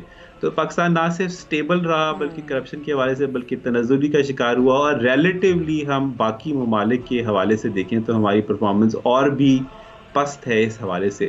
تو سوچنے کا عمل ہے کہ کیسے ہم اس بہت بڑا جو پرابلم ہے کرپشن کا اس کو دیکھ سکتے ہیں، اور تمام تر چیزوں کو سامنے رکھ کر ایک قوم کے طور پر بھی ہمیں اس ایشو کو اب سامنے رکھ کے کوئی اقدامات اٹھانے ہیں. صحیح. بلال گیلانی صاحب، آپ ہمارے ساتھ ہی رہیے، اس معاملے پر بات کریں گے آگے بھی. ابھی اس وقت ہمیں صوبہ سفیر پاکستان میں جوائن کیا ہے ایکس فائنانس منسٹر ہیں حفیظ پاشا صاحب. حفیظ پاشا صاحب، آپ کو خوش آمدید کہیں گے صوبہ سفیر پاکستان میں. سر، ہم دیکھ رہے ہیں ٹرانسپیرنسی انٹرنیشنل کی رپورٹ سامنے آ گئی ہے، اور بہت جو بڑے بڑے دعوے کیے جا رہے تھے پی ٹی آئی حکومت کی جانب سے احتساب کے، کرپشن کے خاتمے کے، سر وہ تو اس میں بالکل الٹ نظر آ رہا ہے ہمیں ٹرانسپیرنسی انٹرنیشنل میں. تو سوال تو میرا آپ سے یہی ہے کہ درجنوں گرفتاریاں، نیب ریکوریز، ان سب کے باوجود کرپشن سر کیسے بڑھ گئی؟ बिस्मिल्लाहिर्रहमानिर्रहीम। देखिए, मैं खुद इस बात बहुत परेशान था जब मैंने रैंकिंग देखी करप्शन परसेप्शन इंडेक्स की, तो हैरत अंगेज गिरावट आई पाकिस्तान की रैंकिंग में पिछले साल 124 में। अब हम 145 पे चले गए, नीचे गिर गए, यानी कि एक ममालिक हमसे ऊपर चले गए हैं। ये तो हैरत अंगेज रिजल्ट है। और दूसरी बात यह है कि पाकिस्तान, सारे जो ममालिक हैं हमारे साउथ एशिया के रीजन में, उन सब से हमारी हालत बदतर है। अलबत्ता एक अच्छी खबर है कि हमारी रैंकिंग करप्शन परसेप्शंस में बांग्लादेश से बेहतर है। ये तो बड़ी हैरत अंगेज बात है, इसलिए कि बांग्लादेश की तरक्की की रफ्तार तो हमसे ज्यादा है, मगर ये कम से कम एक इंडिकेटर में तो पाकिस्तान बांग्लादेश से बेहतर है। वजह क्या है? वजह क्या है कि इस कदर तेजी से हमारी करप्शन की पोजीशन खराब होती जा रही है, जबकि हमारी हुकूमत मुसलसल अकाउंटेबिलिटी और करप्शन कम करने की बात करती है। सबसे पहले वजह क्या है? वजह यह है कि कोविड के बाद जो पैसे खर्च किए गए, रिलीफ के लिए मुख्तलिफ प्रोग्राम्स लॉन्च किए गए जिसमें एहसास वगैरह भी है, मेरा ख्याल ये है कि लोगों को एहसास इस बात का है कि शायद टारगेटिंग ठीक से नहीं हुई है और इसमें कोई धांधली हुई है। एक तो लीकेजेस हैं कोविड-19 के रिलीफ फंड में, दूसरा हुकूमत ने कंस्ट्रक्शन सेक्टर को बेशुमार मराद दिए, एमनेस्टी दिए, उसकी वजह से रियल एस्टेट काफी चीजों में गड़बड़ हुई, एप्लीकेशन परमिट, इस तरह की चीजों में तो हर रोज हम सुनते हैं कि गड़बड़ है, और इसमें इजाफा है आपके उसके बाद जो एमनेस्टी दी गई है। और आखिरी बात यह है कि नैब का मेरी नाचीज गुजारिश यह है कि रुझान करप्शन खत्म करने पे नहीं है इतना ज्यादा जितना पॉलिटिकल टारगेटिंग है। तो ये 3-4 चीजें हैं जिसकी वजह से बहुत ज्यादा खराबी आई है पाकिस्तान की करप्शन परसेप्शन इंडेक्स की रैंकिंग में, और इसे देखकर वाकई हम सब बहुत परेशान हैं। लेकिन सर बार बार खबरें तो सर ये सामने आती हैं कि नैब रिकवरीज में इजाफा हुआ है। अगर नैब रिकवरीज में इजाफा हुआ है तो फिर ये कैसे पॉसिबिलिटी है? अगर गिरफ्तारियां भी ज्यादा हो रही हैं, नैब रिकवरीज भी ज्यादा हो रही हैं, तो सर फिर ये कैसे पॉसिबल है? दरअसल रिकवरी ऑडिट कर रहे हैं, नंबर्स आर नॉट क्लियर, और ये पैसा जो रिकवर होता है ये जाता कहाँ है, कौन अकाउंट जाता है, और क्या फेडरल बजट के कंसोलिडेटेड स्टेटमेंट में आता है, मैंने आज तक नहीं देखा। तो ये पैसा कहाँ डिपॉजिट होता है? देखिए, ये सब आदाद शुमार जो है सस्पेक्ट है। हमें अब एक क्लैरिफिकेशन चाहिए, हमें ऑडिट नैब की करवानी पड़ेगी, जबकि उनका काम है ऑडिट करने का। जबरदस्त। अच्छा, अब सर जैसा कि आप जिक्र भी कर रहे हैं और हम ये बात कर रहे हैं कि बड़े बड़े आपने कहा कि पैकेजेस का ऐलान हुआ, हम एहसास प्रोग्राम की बात करें या दीगर प्रोग्राम्स की बात करें, तो सर फिर हम यहाँ पर ये समझ लें कि जितने बड़े प्रोग्राम्स का इनिशिएटिव लिया गया उतनी करप्शन में इजाफा हुआ, उतनी करप्शन बढ़ गई? देखिए, जल्दी में काम हुआ है, इमरजेंसी का माहौल था, और समझता हूँ गवर्नमेंट ने बहुत कोशिश की कि टारगेटिंग ठीक हो, मगर होता यह है कि जब आप एक इमरजेंसी सिचुएशन में आगे बढ़ते हैं तो जिनको मिलना चाहिए उन्हें नहीं मिलता, जिनको नहीं मिलना चाहिए किसी ना किसी तरीके से मिल जाता है, और इस पे अवाम में बड़ा रिएक्शन होता है। और इसलिए जब करप्शन परसेप्शन इंडेक्स की सर्वे की गई तो आपको ये रिस्पांस मिला है। तो ये इमरजेंसी की सिचुएशन कुछ हद तक थी, और अलबत्ता कोशिश हमारी हुकूमत ने जरूर की कि रिलीफ दी जाए। अच्छा बिलाल गिलानी साहब, आप ये सारी गुफ्तगू सुन रहे हैं, जिस तरीके से हफीज पाशा साहब भी जिक्र कर रहे हैं कि बड़े बड़े पैकेजेस, हम एहसास प्रोग्राम की बात करें या दीगर कर्जों की बात करें, बड़े तरीकों से आवाम को रिलीफ देने की कोशिश की जा रही थी, लेकिन इस तरीके से जो करप्शन है उसमें इजाफा हो गया है, तो सर इसकी भी पॉसिबिलिटी आप समझते हैं? जी बिल्कुल। आई थिंक इसमें मेरे ख्याल से 2 चीज़ें देखने वाली हैं। एक ये कि जो करप्शन को इनकाउंटर करने का जो प्रोसेस था उसकी अपनी ट्रांसपेरेंसी के ऊपर बार बार सवाल उठते रहे। मसलन नैब की परफॉर्मेंस के बारे में जुडिशियल सिस्टम ने ही क्वेश्चन रेज किया। اسی طرح سے اگر آپ پاکستان میں بڑے اسکینڈلز کی بات کریں تو پچھلے 3 سال میں آپ کو آلموسٹ ہر کھانے کی چیز کے حوالے سے آپ کو بڑے اسکینڈل دیکھنے میں آئے. مثلاً شوگر کا ایک اسکینڈل آیا, اسی طرح گندم کا ایک اسکینڈل آیا. تو یہ جو بڑے بڑے اسکینڈلز ہیں یہ لوگوں کی پرسیپشنز میں اور کاروباری طبقے کی پرسیپشن میں کافی امپورٹنٹ ہوتے ہیں, کیونکہ ان کو نظر آتا ہے کہ یہ ملک میں ایک چیز جو ہے وہ بہتری کی طرف جانے کے بجائے خراب ہو رہی ہے. تو ان سکینڈلز کی وجہ سے اور جو کرپشن کو روکنے کا پروسیس ہے اس کی اپنی ٹرانسپیرنسی کے حوالے سے بھی ایک مستقل ایک چیلنجز رہے ہیں پچھلے 3 سال میں. جی رائٹ. اچھا حفیظ پاشا صاحب ہمیں جوائن کیا انہوں نے, ہم سے بات بھی کر رہے ہیں. حفیظ پاشا صاحب ایک سوال میں آپ سے یہاں پر اور کرنا چاہتا ہوں. سر ہم نے یہ دیکھا گزشتہ روز کہ جو رسپانسبل ہیں اس کے لیے جن سے سوالات ہونے ہیں یا جن سے سوالات ہونے تھے سر انہوں نے تو استعفیٰ دے دیا ہے. ہم بات کر رہے ہیں مشیر داخلہ احتساب شہزاد اکبر صاحب کی, انہوں نے اپنا استعفیٰ وزیر اعظم پاکستان عمران خان کو بھجوا دیا. تو سر اس کی ٹائمنگ کو آپ کیسے دیکھ رہے ہیں خاص طور پر؟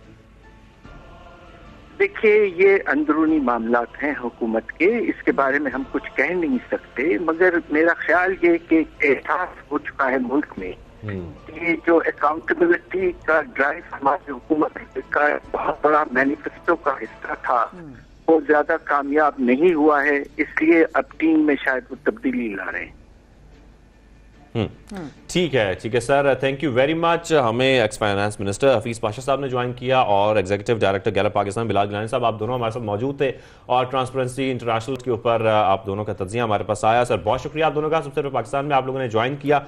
خیر یہ تو بات ہو گئی حکومت کی اور جس طریقے سے جو کرپشن کے خاتمے کے دعوے کیے جا رہے تھے اس حوالے سے اب جو رپورٹ سامنے آئی ہے وہ بالکل برعکس ہے, اور ہم یہی سمجھنے کی کوشش کر رہے تھے. پھر مایا یہ کیسے پاسبلٹی ہو سکتی ہے, یہ کیسے ہو سکتا ہے, دیکھیں اس میں بہت سارے پوائنٹس ہیں جو کہ حفیظ پاشا صاحب بھی ذکر کر رہے تھے کہ بہت سارے پہلو ہیں جو ہم سب کو سمجھنے کی ضرورت ہے, کس طریقے سے یہ پاسبل ہے, کس طریقے سے نہیں ہے. خیر ہم آگے بڑھیں. بالکل آگے بڑھتے ہیں. انہوں نے بہت سارے پوائنٹس, ابھی بہت سارے سوال ذہن میں میرے بھی آ رہے تھے, اور وہ یہ تھا کہ انہوں نے کہا تھا بہت جلدی میں جو فنڈز اور شروع کیے یہ احساس فنڈز اور تمام چیزیں بہت جلد بازی میں شروع ہوئی. مجھے بلال صاحب سے وہ سوال بھی کرنا تھا کہ کیا ان کو لگتا ہے کہ بہت جلد بازی میں کیے جانے والے ہیں, کہ عوام کا جو ہے اب ریاکشن کیا آئے گا اس ٹرانسپیرنسی انٹرنیشنل رپورٹ کے بعد؟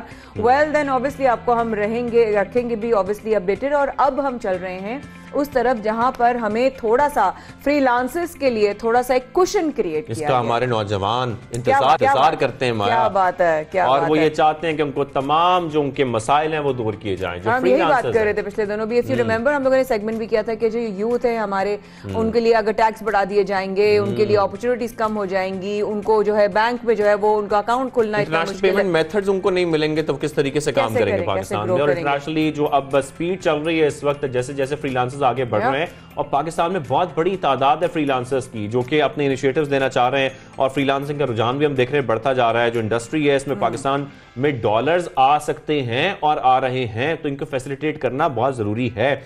اسی معاملے پر بات کرنے کے لیے ہمیں جوائن کیا ہے وزیر امین الحق صاحب نے. امین الحق صاحب آپ کو خوش آمدید کہیں گے سب سے پہلے پاکستان میں. سر ہم جس طریقے سے دیکھ رہے ہیں کہ آج کل یہ رجحان بہت بڑھتا جا رہا ہے فری لانسنگ کا, لیکن اس کے ساتھ ساتھ ان کے مسائل بھی بڑھتے جا رہے ہیں اور ان کی پرابلم سالو ہونا بہت ضروری ہے. تو سر اس کے لیے کیا کیا جا رہا ہے آئی ٹی منسٹری کی جانب سے؟ دیکھیں منسٹری آف آئی ٹی سمجھتی ہے کہ آئی ٹی کمپنی کے ساتھ ساتھ میرا خیال ہے کہ فری لانسر بھی یہ پاکستان کی معیشت کی ریڑھ کی ہڈی کی حیثیت رکھتے ہیں, اور اسی لیے ہم ان کو فیسیلیٹیٹ کرنا چاہ رہے ہیں. منسٹری آف آئی ٹی ہم نے کیا کیا, ہم نے جو ان کے مسائل تھے, مثلا اگر آپ دیکھتے کہ اسٹیٹ بینک کے ساتھ مسائل جنم لے رہے تھے, ایف بی آر کے ساتھ تھے, ہم نے ان ایف بی آر کو بھی ساتھ بیٹھایا اور ساتھ ساتھ اسٹیٹ بینک آف پاکستان کو بھی ساتھ بیٹھایا. آئی ٹی کمپنیز کی جو ریپرزینٹیٹیو ہے پاشا, ان کو بھی ساتھ بیٹھا. ہم نے 3 چیزیں رکھی. ہمیں پتا ہے کہ ان کے ساتھ پرابلم کیا آ رہی ہے. نمبر 1, ان کا بینک اکاؤنٹ کھلنا مسائل کو جنم دیتا ہے. ہم نے کوشش کر رہی کہ اسٹیٹ بینک کے ذریعے ان کے مسائل کو حل کیا جائے. اسی طریقے سے پیسے باہر سے واپس لانا, اس پہ اتنے سارے سوالات ہوتے ہیں کہ مشکلات جنم لیتی ہیں. یس ہماری خواہش ہے کہ ان معاملات کو بھی حل کیا جائے. اور ساتھ ساتھ سب سے امپورٹنٹ بات کیا تھی, جو پرابلم آ رہی تھی, ہماری خواہش تھی کہ اس میں نوجوانوں کے ساتھ ساتھ خواتین کو بھی انوالو کیا جائے, اور اسی طریقے سے الحمدللہ خواتین کے انوالومنٹ بھی بڑھتی چلی جا رہی ہے. اور منسٹری آف آئی ٹی کیا کرنے جا رہی ہے, اب منسٹری آف آئی ٹی ایک فری لانس پالیسی بھی بنانے جا رہی ہے, آخری اسٹیج پہ آ چکی ہے, تمام اسٹیک ہولڈر کو آن بورڈ لیا, ان کے مشاورت سے, ان کی سوچ کے ساتھ اب آگے بڑھنے جا رہے ہیں. اور ہم نے ابھی جو ہفتے 4 یا 5 دن پہلے ہم نے ایک بڑی زبردست میٹنگ کی جس میں تمام اسٹیک ہولڈر کو بلایا تھا, اور ہم نے ان کے لیے ایک لانگ ٹرم پلاننگ کی کہ اگلے 10 سال تک کے لیے فری لانسر کو ٹیکس ایگزمپٹ دیا جائے. اور ساتھ ساتھ بڑی امپورٹنٹ ہے کہ ہم اس کی اسکل ڈیولپمنٹ کرنا چاہتے ہیں. اسی طریقے سے اگر آپ دیکھیں گے کہ آج کل ماڈرن کنسپٹ کے حساب سے کیا آرٹیفیشیل انٹیلیجنس ہے, سائبر سیکیورٹی ہے یا بلاک چین ہے, ہم اس کے ساتھ ساتھ بیسک چیزیں اس کے اوپر بھی ٹریننگ کے لیے جا رہے ہیں. مثلا ویب انجینئرنگ ہے, سافٹ ویئر کوالٹی ہے, اس کے ساتھ ساتھ بڑی امپورٹنٹ چیزیں جو ہم سمجھتے ہیں کہ نئے نئے بچے آتے ہیں, اوکاڑا سے آتے ہیں, خیرپور سے آتے ہیں, فاٹا سے آتے ہیں, ان کی اسکل ڈیولپ کرنے کے لیے ہم کیا کرنے جا رہے ہیں, بزنس ایتھکس کو ڈیولپ کر رہے ہیں, ان کی ٹیم لیڈرشپ کو ڈیولپ کرنے کے لیے ہم نے پروگرام رکھا ہوا, کسٹمر ہینڈلنگ کے پروگرام رکھا ہوا ہے, اور پروجیکٹ مینجمنٹ کا بھی پروگرام رکھا ہوا ہے. ہماری خواہش ہے کہ یہ بچے جب نوجوان آتے ہیں, یہ ہمارا مستقبل ہے, اور یہ کرتے کیا ہے کہ $100 سے اپنا کام شروع کرتے اور $5,000 تک چلے جاتے ہیں. تو ہم انہیں سپورٹ کریں گے, ہم انہیں لے کے چلیں گے, اچھے طریقے سے جائیں گے, تو میرا خیال ہے کہ بہتری آ سکتی ہے.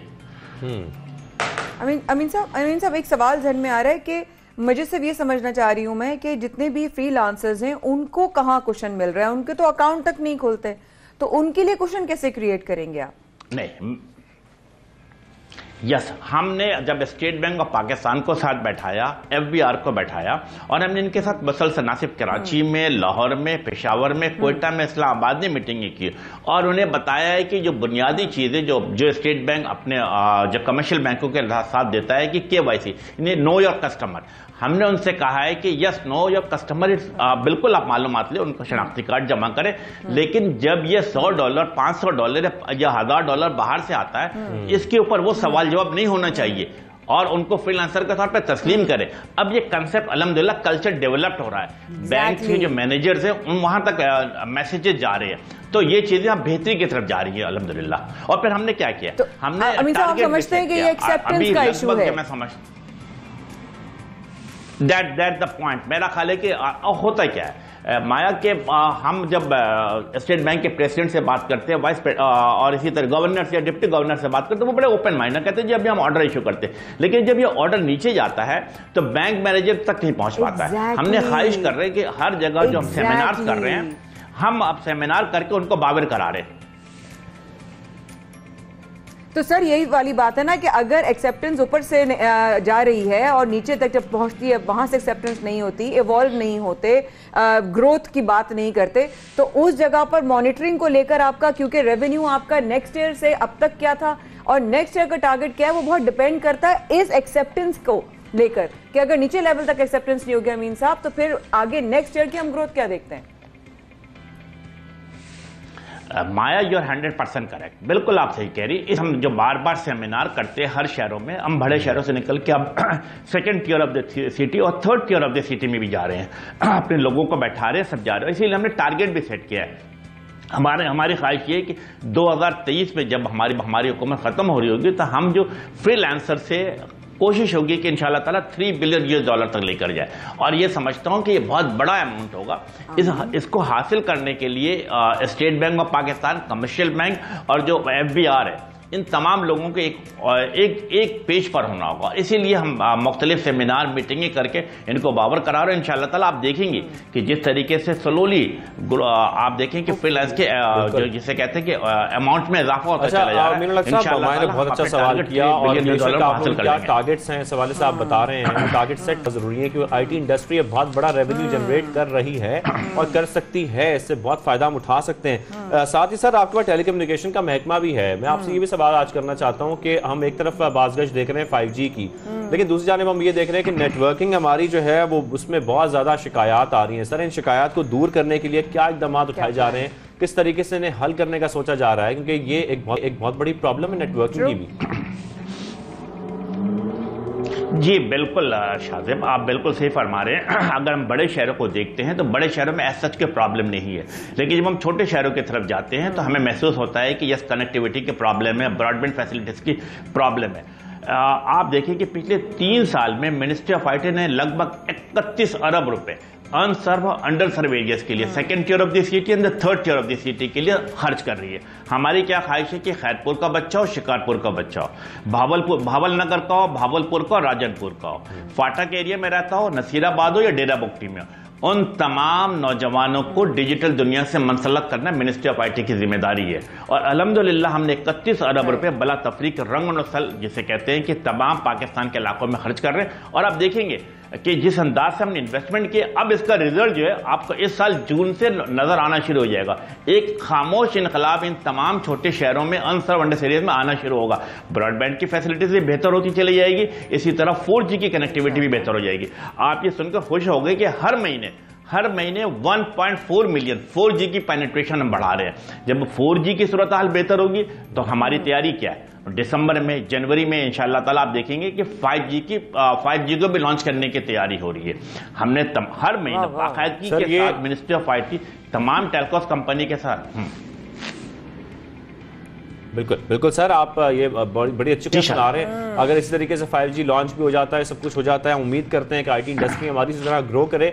لیکن سر گروتھ کی ہم بات کر رہے ہیں تو میں تھوڑا سا اس طرف بھی آ جاتا ہوں، آپ کی موجودگی کا فائدہ اٹھاتا ہوں کہ آج ایک بہت بڑی خبر سامنے آیا ہے. ٹرانسپیرنسی انٹرنیشنل کی جو رپورٹ سامنے آئی ہے سالانہ، اس میں یہ بتایا جا رہا ہے کہ جس طریقے سے ہم دیکھ رہے تھے کہ پی ٹی آئی حکومت کی جانب سے بڑے بڑے دعوے کیے جا رہے تھے احتساب کے اور خاص طور پر جو کرپشن ہے اس کے خاتمے کے، سر وہ تو دھرے کے دھرے رہ گئے. کیونکہ ٹرانسپیرنسی انٹرنیشنل نے کرپشن انڈیکس میں سب کچھ بتا دیا ہے کہ ہم تو تنزلی کا شکار ہیں، ہم تو بہت نیچے چلے گئے ہیں اس میں. جی میں آپ کے کچھ دیر پہلے رپورٹ دیکھ رہا تھا، غالباً 124 سے ہم 140 پہ سلپ کر گئے ہیں. یس ایک بہت اچھی خبر نہیں ہے یقیناً. میں سمجھتا ہوں کہ کابینہ اس کو دیکھے گی، ڈسکس کرے گی، جن کی ذمہ داری سے ان سے باز پرس کی جائے گی. But as far as the ministry of I T is concern, trust me, ہم نے 3 اصول اپنے منسٹری میں جسے کہتے ہیں متعارف کرایا ہوا. Number 1، all decision we are taking purely on merit، صرف اور صرف میرٹ پہ فیصلہ. Number 2، transparency. آپ چینل 92 پاکستان کے بڑے چینل میں شمار ہوتا ہے. آپ کسی بھی رپورٹر کو جو انویسٹیگیٹو رپورٹر ہے میرے آفس بھیجیں، کوئی بھی فائل چیک کرنا چاہتے ہیں فائل چیک کریں، ہم نے مکمل ٹرانسپیرنسی رکھی ہوئی.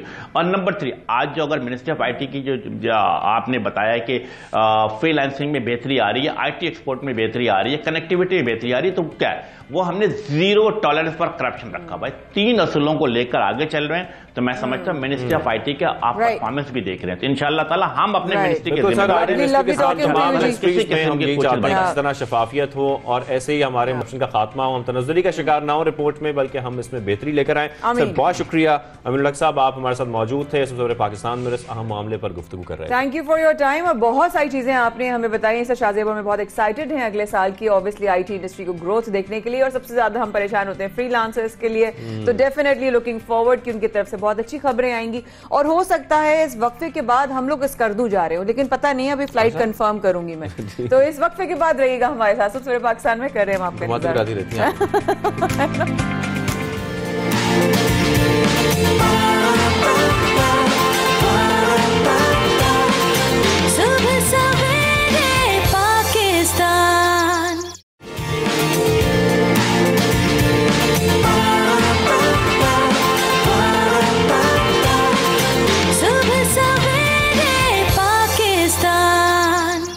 پاکستان میں ہمارے ساتھ رہنے کا بے حد شکریہ. اور شاذیب اور مایا کر رہے تھے آپ کا انتظار صرف اس لیے کہ ابھی اور بھی بہت ساری باتیں آپ کو بتانی ہیں، کیونکہ منی بجٹ جس کا ہم نے اتنا ذکر کیا اور اس کے بارے میں اتنی آپ کو اپڈیٹس دی ہیں، منی بجٹ سے اگر بات کریں تو چیزوں کی مہنگائی جو ہے وہ جڑی ہوئی ہے. کیا کیا چیزوں میں جو ہے وہ اشیاء میں کہاں اضافہ ہوا ہے، عوام کس طرح مہنگائی کا شکار ہو رہی ہے. اور آج جو ہم بات کر رہے تھے کچھ دن پہلے کہ تھوڑے سے پیسے بچا کر ہم جو ہے ایک اچھا سا موبائل بھی لے لیں گے. سوچا ہی تھا خرید لوں، लेकिन अब मैंने फैसला अपना वापस ले लिया। जितने इंपोर्टेड ब्रांड्स हैं, खास तौर पर जब बड़े ब्रांड्स हैं, उन बड़े ब्रांड्स की जो कीमतें हैं वो आसमानों पे पहुंच चुकी हैं। और अगर हम बात करें कि ये वैसे इस्तेमाल की चीज है और बहुत जरूरी चीज है आजकल मोबाइल फोन, और इसमें अब आपके पास चॉइस बिल्कुल नहीं बची है, क्योंकि जितने भी बड़े ब्रांड्स हैं उनके मोबाइल फोन की कीमतों में बहुत ज्यादा इजाफा हो गया। It's not luxury, it's S a necessity. क्योंकि हुआ क्या है, अगर फर्ज करें आपको एक मोबाइल जो आप बहुत फर्ज करें 1-1.5 लाख रुपए, जो बड़े अच्छा महंगा मोबाइल ना, 1-1.5 लाख तक का तो महंगा मोबाइल ही होता है, वो आपको 1-1.5 लाख में अब नहीं मिलेगा, वो चला जाएगा कोई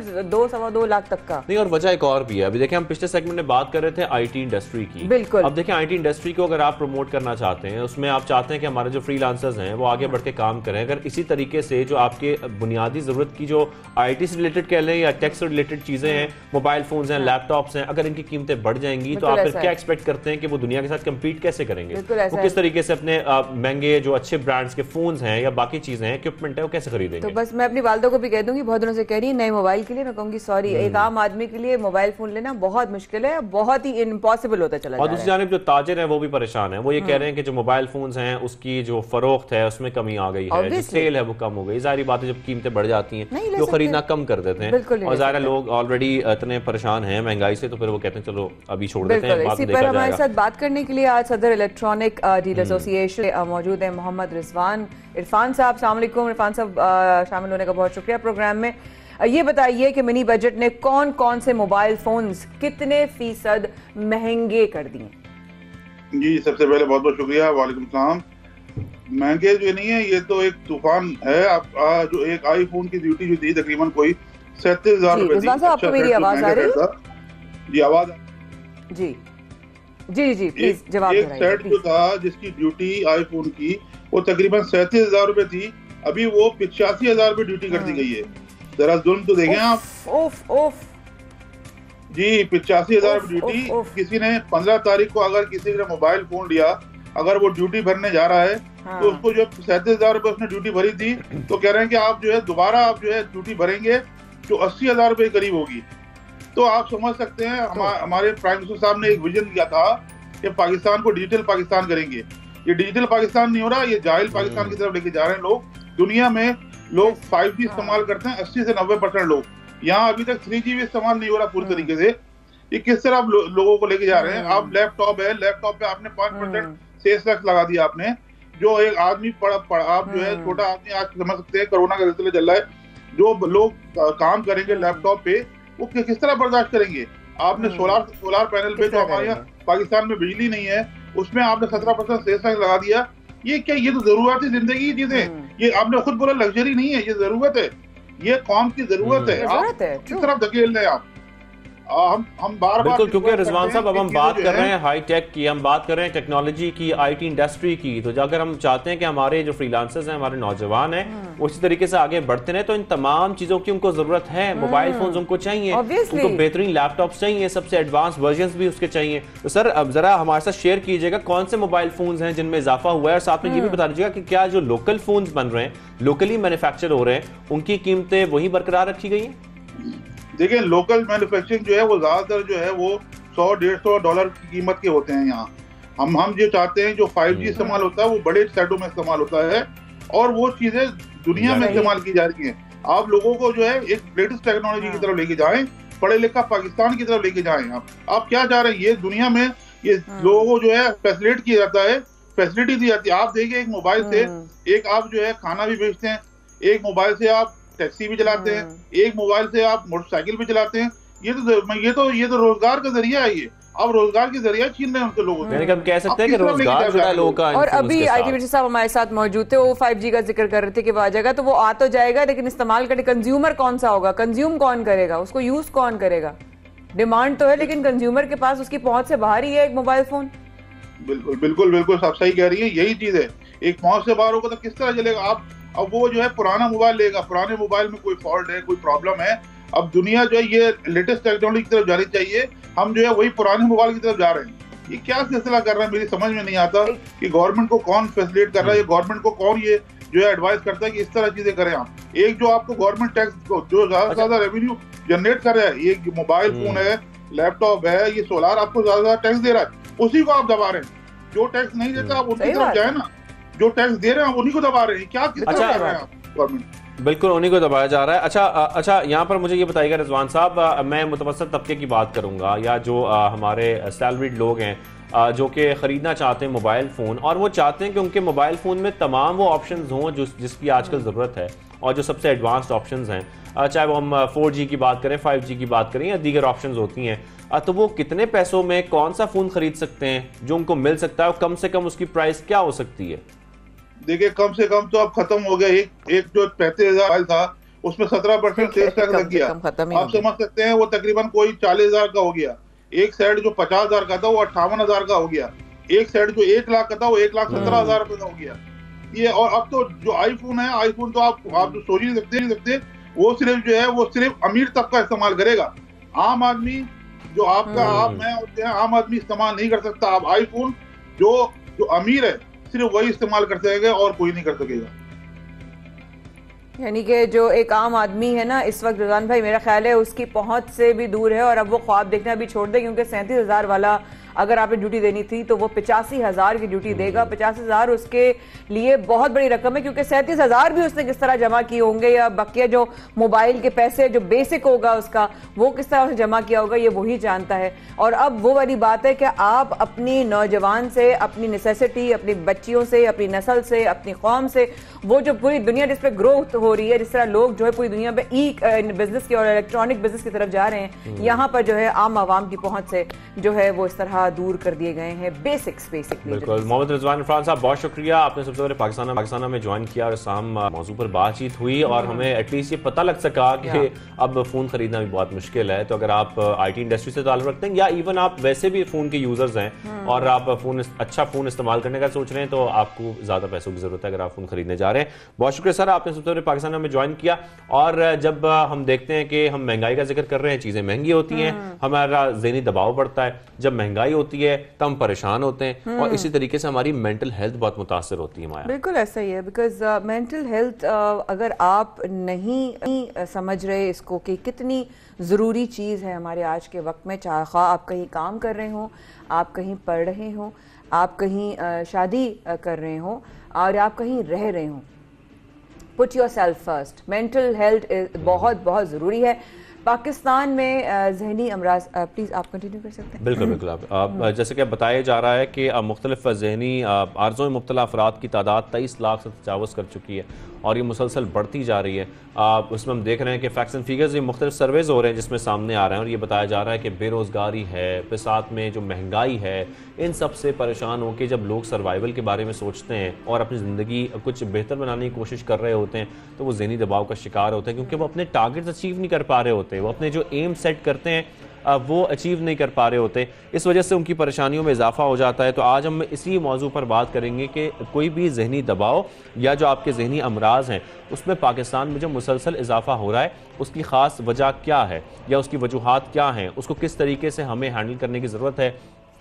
ख़ास तौर पर हम देख रहे हैं जो बच्चे हैं उनके ऊपर ज़हनी दबाव बहुत बढ़ता जा रहा है, इवन जो यंगस्टर्स हैं उन पे ज़हनी दबाव बढ़ रहा है, वो अपनी जॉब्स के लिए बहुत परेशान रहते हैं, अपने रोज़गार के लिए परेशान रहते हैं, और इसी तरीके से वो ज़हनी दबाव का शिकार होते हैं। तो इसी मामले पर बात करने के लिए मैं ज्वाइन किया है माहिर ज़हनी अमराज शर्मीन खान साहिबा ने। शर्मीन साहिबा, बहुत शुक्रिया, शो में आपको खुशामदीद कहेंगे। शर्मीन साहिबा, जिस तरीके से हम ज़हनी दबाव की बात कर रहे हैं, मेंटल हेल्थ की बात कर रहे हैं, सबसे पहले तो मुझे बताइएगा कि जैसे कि ये कहा जा रहा है कि पाकिस्तान में 23 लाख अफराद ज़हनी बीमारी में मुब्तला हो गए हैं, ये फिगर क्यों बढ़ता जा रहा है? सबसे बड़ी वजूहात इसकी क्या है जो आप समझती हैं? अस्सलाम वालेकुम। सबसे पहले मुझे लगता है कि ये जो फिगर है जो ज़हनी अमराज का है, इससे कई ज़्यादा लोग हैं जो ज़हनी दबाव का शिकार है पाकिस्तान के अंदर। ये फ़िगर थोड़ा सा कम इसलिए है क्योंकि वो लोग जो अस्पतालों तक पहुंचते हैं वो ज़हनी बीमारी का शिकार होते हैं, और ज़हनी बीमारी में जब नौबत आती है कि उन्हें लगता है कि वो आगे नहीं बढ़ सकते, तब वो जाकर नफ्सियाती इलाज करवाते हैं। ज़हनी दबाव एक ऐसी चीज़ है जो मुझे लगता है कि एक हद तक हम सब उससे मुतासर हो रहे हैं, क्योंकि ख़ासकर पिछले 2-3 सालों में जो कोरोना की वजह से, वबा की वजह से जो दुनिया बदली है, उसने हम सबको किसी ना किसी तरह मुतासर किया है, इम्पैक्ट किया है। अब ये है कि शर्मीन साहब ये बताएगा कि हम इसको जज कैसे करें, अपने आप को असेस कैसे करें कि हम ज़हनी दबाव का शिकार हो रहे हैं या हमारी मेंटल हेल्थ मुतासर हो रही है? हम अपने आप को किस तरह देखें कि हम बेहतर बना सकते हैं, या हम उसको जब वो इनिशिएट हो रही हो ये चीज़ उसी वक्त उसको रोकने के लिए हम कुछ इकदाम उठा सकें और अपनी मेंटल हेल्थ बेहतर कर सकें? जो स्ट्रेस होती है वो किसी ना किसी वक्त हम सबको फील होती है, बेशक वो बेरोज़गारी की हो, महंगाई की हो, कुछ भी ऐसी चीज़ की हो। कुछ स्ट्रेस हमारी होती है, कुछ स्ट्रेस सोशल लेवल पे होती है कि मिसाल के तौर पे ख़बरनामा देख के स्ट्रेस में आ जाना कि हमारे मुल्क के साथ क्या हो रहा है। इसको हल करने के लिए कि कोई भी ऐसी चीज़ है जिससे आपको बुरा महसूस हो रहा है या थकन महसूस हो रही है या लग रहा है कि गुस्सा आ रहा है, तो अपने आप के साथ बैठना एक चीज़ है जिसके लिए आज हमारे पास वक्त नहीं होता। आजकल अपने आप के साथ बैठना, हम कुछ भी कर रहे होते हैं, गाड़ी में भी बैठे होते हैं, एक जगह से दूसरी जगह जा रहे होते हैं, हमारे हाथ में फ़ोन होता है, तो अपने आप के साथ बैठना, अपनी सोचों पर गौर करना, अपने आप के साथ एक रिश्ता कायम करना बहुत ज़रूरी है ताकि हमें इतना ज़हनी दबाव ना हो।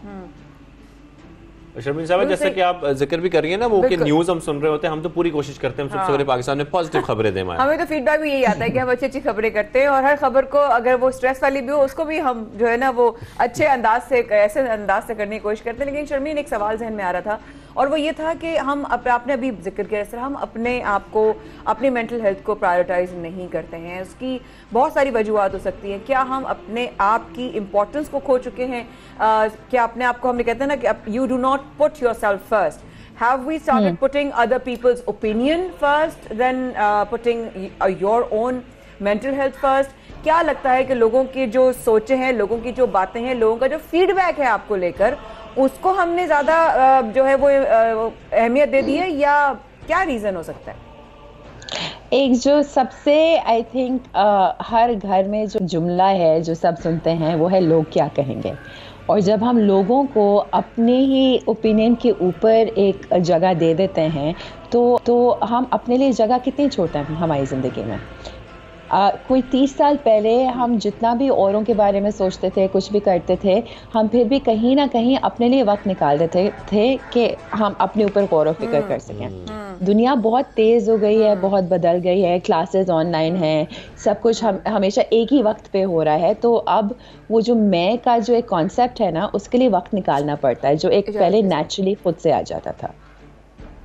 शर्मीन, आपने बहुत बात कही वाकई में कि जो मोबाइल फोन्स हैं, बहुत बहुत दुख होता है अगर जब आप अपने घरों में देखें, आप किसी कमरे में दाखिल हो, उस घर में बच्चे मोबाइल, बड़े मोबाइल, ज़ईफ मोबाइल, एक ही कमरे में बैठे हुए वो रिश्ते जो आप बकौल आपके कुछ सालों कबल जो है उनमें रिश्ता था, वो बातचीत होती थी, एक बहाना होता था टेबल पे खाना खाने का, प्लेटें उठाकर अपने मोबाइल्स को लेकर एक अलग सिस्टम हो चुका है। ये किस तरह का जो है, इसका क्या हल क्या है आपकी नज़र में? इसका हल है जिस तरह आप लोग पहले भी बात कर रहे थे कि ज़हनी दबाव क्यों है। दो चीज़ें हैं, एक तो रूटीन होना, कि पता होना कि सुबह को मैंने ये करना है, दोपहर को ये, शाम को ये, और दूसरा सेहतमंद ताल्लुकात कायम करना। कि इसका ये मतलब नहीं कि आप 24 घंटे साथ बैठे हैं और हमेशा एक दूसरे के साथ हों, वो भी थोड़ा सा डिफ़िकल्ट हो जाता है।